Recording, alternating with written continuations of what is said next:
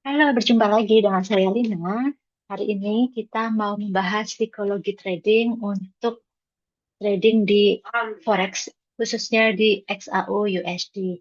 Jadi, mengetahui psikologi trading ini ternyata penting banget ya, daripada hanya sekedar kita belajar teknikal maupun fundamental. Karena trading itu 10%-nya itu analisis dan ternyata 90%-nya adalah psikologi. Dan inilah yang sangat membantu kita untuk keberhasilan di tradingnya. Apa itu psikologi trading?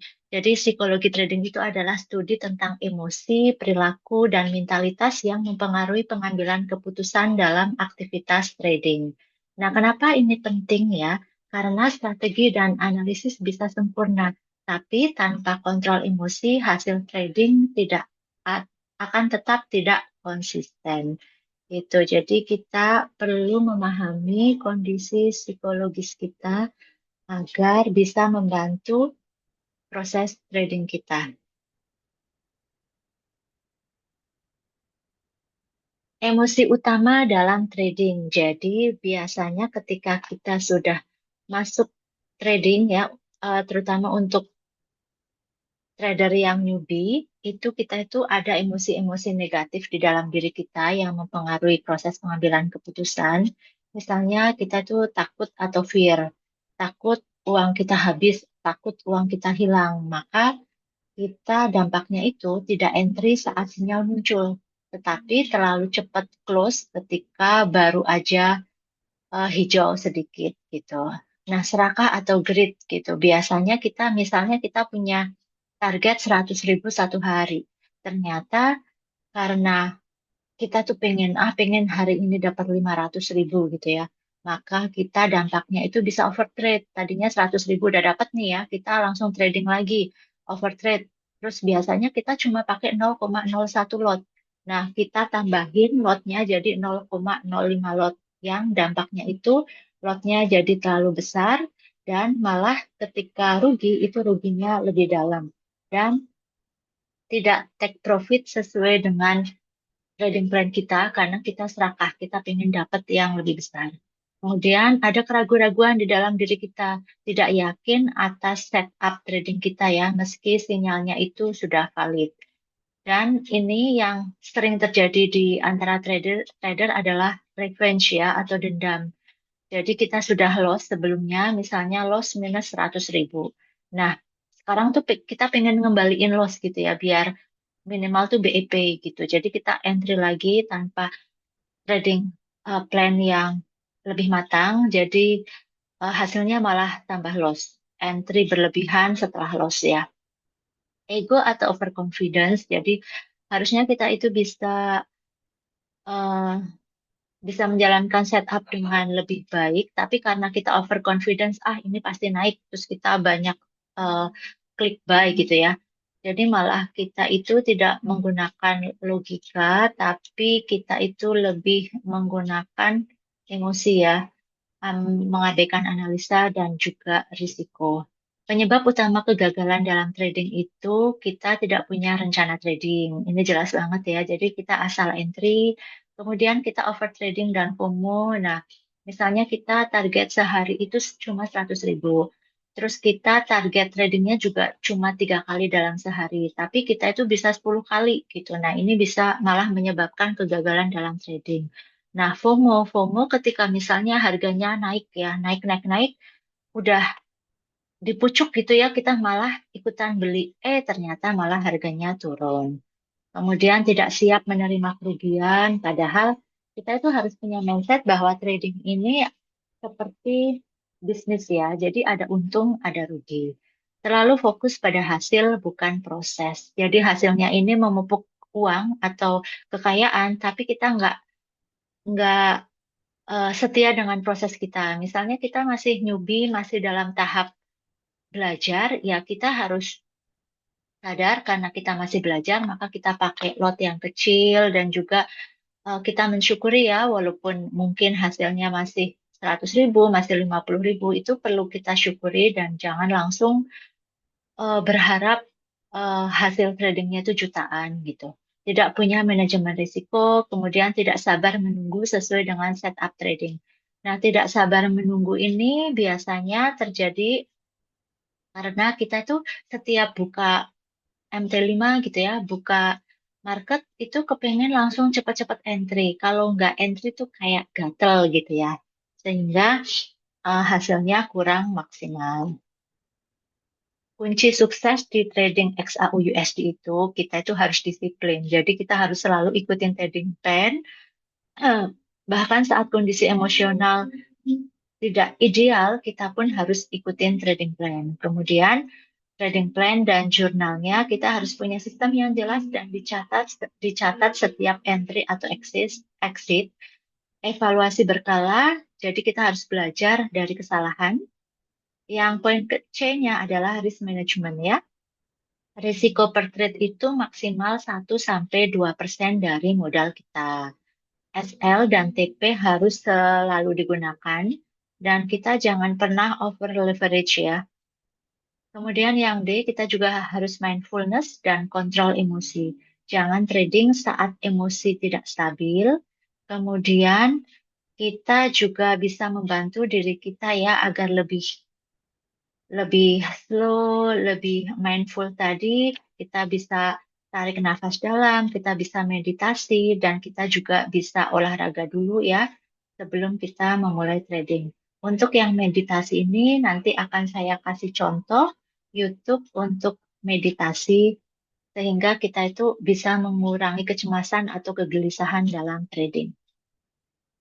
Latihan mental untuk trader, kita itu harus simulasi atau backtest ya dari sistem yang kita bangun. Jadi kita harus percaya pada sistem kita ya.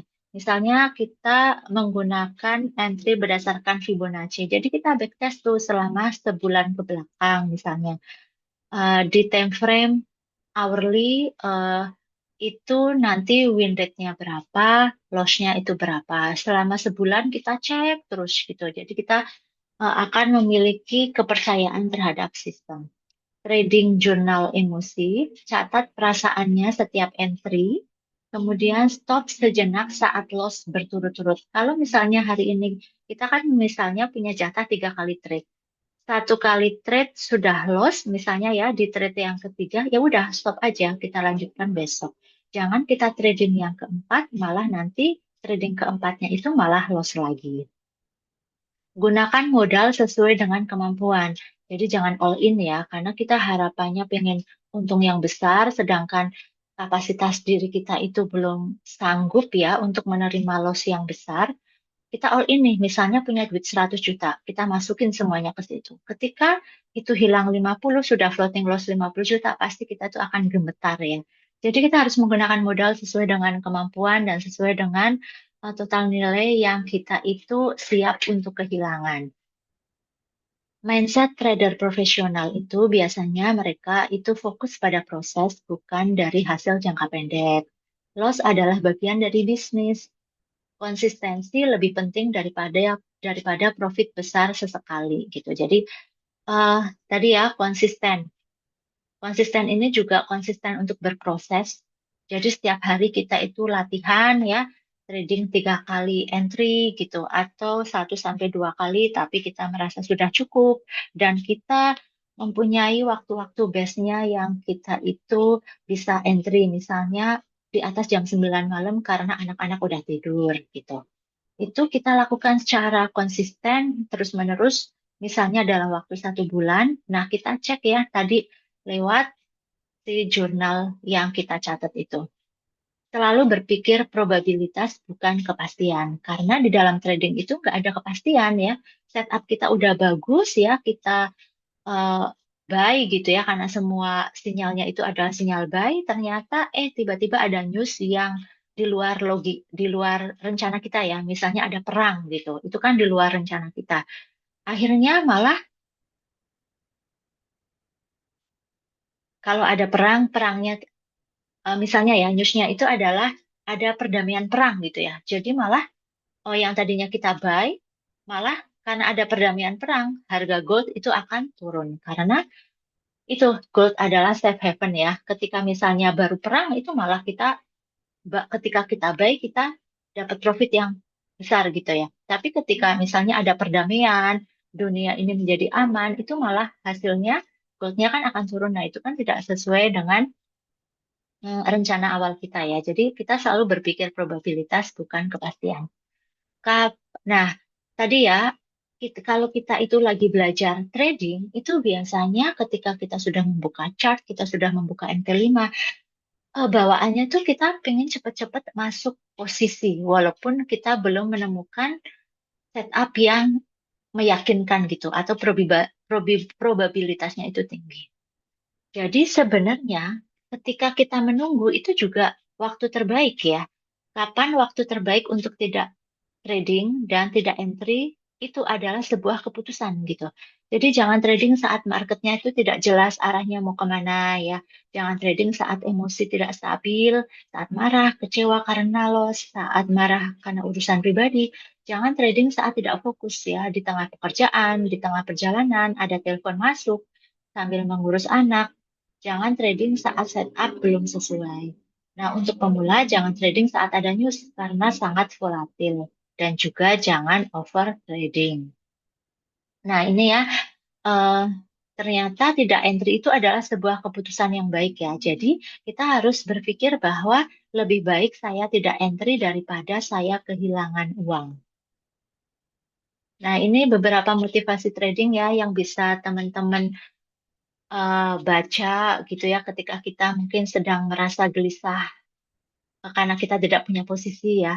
Trading itu bukan tentang selalu benar, tapi tentang menghasilkan saat kamu benar dan bertahan saat kamu salah. Ini ya. Banyak trader itu yang tidak bisa bertahan ya, karena tadi kegedean lot terus langsung MC. Jadi kehabisan modal. Trading adalah pertarungan melawan diri sendiri. Nah, makanya kita harus mengenali nih, harus kenal dengan psikologi trading. Kemudian kuasai psikologi kita, maka strategi akan berjalan lebih lancar. Jadikan trading sebagai bisnis jangka panjang, bukan permainan cepat kaya. Motivasi trading lagi ya.